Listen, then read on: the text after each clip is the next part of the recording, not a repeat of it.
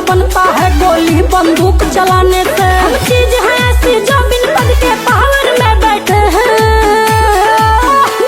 जो दबे न बेटा दाब के रखे उसे यूपी वाला कहते हैं।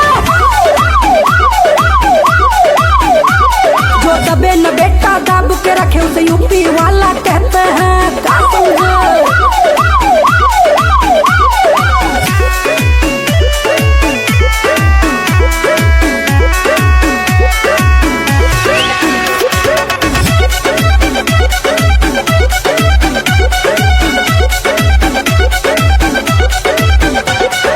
एक अकेला यूपी वाला सब पे है बेटा भारी।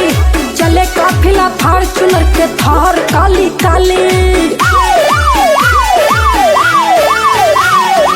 एक अकेला यूपी वाला सब पे है बेटा भारी। चले काफिला थार चुनर के थार काली काली। मेरा नाम ही काफी है बेटा हम डर के नहीं रहते हैं। जो दबे न बेटा दाब के रखे उसे यूपी वाला कहते हैं।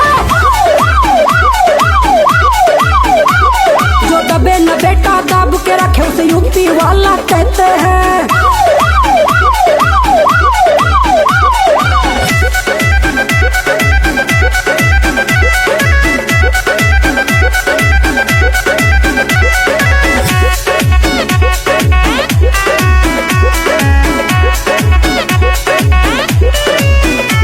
हम सर ना झुकने दे अपना भले सर हम कटा देंगे।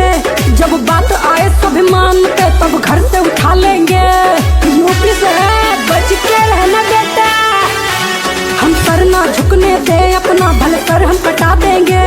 जब बात आए स्वाभिमान पे तब घर से उठा लेंगे। हमें घमंड है अपने यूपी पे हम अकड़ नहीं रहते हैं। जो दबे न बेटा दाब के रखे उसे यूपी वाला कहते हैं।